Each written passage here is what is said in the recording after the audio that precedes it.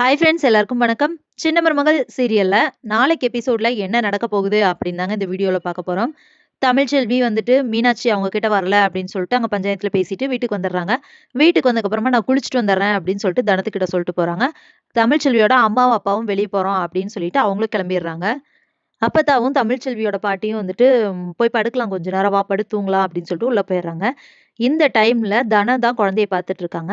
இப்ப என்ன பண்றாங்க அப்படின்னா, ஈஸ்வரியும் சித்ராவும் பேசிட்டு இருக்காங்க. இந்த குழந்தைய வச்சு ஏதாவது வம்பு இழுக்கணும் அப்படின்னு சொல்லி பேசுறாங்க. ஏம்மா அப்படின்னு சித்ரா கேட்கும்போது, ஐஸ்வர்யா சொன்னாடி அந்த தமிழ்ச்செல்வி பஞ்சாயத்துல ஓவரா பேசியிருக்கா. அவன் குழந்தைய கொண்டு வந்து குடுக்கல அப்படின்னு சொல்லிட்டு ரொம்ப பேசியிருக்கா. அவள ஏதாவது பண்ணணும். அவ என்ன பெரிய இவளா? வா போலாம் அப்படின்னு சொல்லிட்டு கிளம்புறாங்க. கரெக்ட்டா இவங்க போகும்போது தனம் மட்டும் தான் குழந்தைய பார்த்துட்டு இருக்காங்க. தமிழ்ச்செல்வி குளிக்க போயிட்டாங்க. மத்தவங்கலாம் வெளிய போயிட்டாங்க இல்லையா? இவங்க 2 பேரும் என்ன பண்றாங்கன்னா, குழந்தைய தூக்கிட்டு போயிடுறாங்க. அங்க ஒரு லெட்டர் வச்சுட்டு போறாங்க. அந்த லெட்டர வந்துட்டு தனமும் பார்க்குறாங்க. அதுக்கப்புறமா தமிழ்ச்செல்வியும் குளிச்சுட்டு வந்துடுறாங்க. டென்ஷன் ஆன தமிழ்ச்செல்வி என்னாச்சு அப்படின்னு சொல்லும்போது, இப்படி வந்து உரிய நேரத்துல குழந்தை வந்து சேரல. அதனால நாங்களே குழந்தைய எடுத்துட்டு போறோம் அப்படின்னு எழுதியிருக்கு. வா போலாம் அப்படின்னு சொல்லிட்டு கோவத்துல கிளம்புறாங்க. அப்பத்தாவுக்கு இந்த விஷயம் தெரிஞ்சுருது.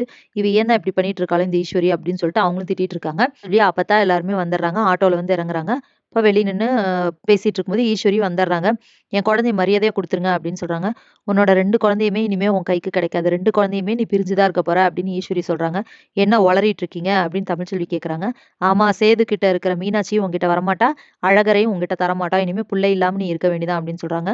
இப்ப டென்ஷனான தமிழ்ச்செல்வி ஏய் மரியாதையா இருந்துக்க. அவ்வளவுதான் உனக்கு மரியாதை அப்படின்னு சொல்லிட்டு பேசுறாங்க.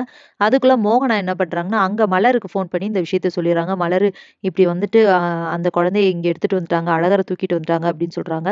ஐய்யய்யோ! என்ன சொல்றீங்க? அப்படின்னு சொல்லிட்டு சொல்றாங்க. சரி நான் சேது மாமா கிட்ட சொல்லிடுறேன் அப்படின்ட்டு மலர் போயிட்டு சேது கிட்ட சொல்றாங்க. அப்ப சேது வந்துட்டு எதுக்கு இந்த தேவையில்லாத வேலை பார்த்துட்டு இருக்காங்க இவங்க அப்படின்னு திட்டிட்டு சரி ராஜாங்கத்திட்ட சொல்லலாம் அப்படின்னு போனா அவர் தூங்கிட்டு இருக்காரு. அப்ப என்னப்பா தூங்கிட்டீங்களா அப்படின்னு கேட்கும்போது ஆமாப்பா இப்பதான் எந்திரிச்சேன் அப்படின்னு சொல்றாங்க ராஜாங்கம். அப்ப இந்த விஷயத்த வந்து பஞ்சாயத்துல சொல்லிட்டீங்களா அப்படின்னு சொல்லும்போது இல்லப்பா நான் ஃபோன் பண்ணேன் நாட் ரீச்சபிள்னு வந்துச்சு அப்படின்னு சொல்றாங்க. அப்பதான் மலர் வந்துட்டு இந்த விஷயத்தையும் சொல்றாங்க. அதாவது யாருமே அவங்களுக்கு இன்ஃபார்ம் பண்ணல. குழந்தை இங்க தான் இருக்கு. நாங்க சென்னையில தான் இருக்கோங்கிற விஷயத்துல நான் தான் சொன்னேன் அப்படின்னு சொல்றாங்க. அதுல தான் தமிழ்ச்செல்வி பேசிட்டு இருந்தா. இதனால வேணும்னே தான் இவங்க போய் அந்த குழந்தைய தூக்கிட்டு வந்திருக்காங்க அப்படின்னு சொல்றாங்க. சரி அவ்வளோதான் முடிஞ்சிருச்சு. இனி நாளைக்கு கிளம்புறது தானே ஊர்ல போய் எதுனாலும் பார்த்துக்கலாம் அப்படின்னு சொல்றாங்க.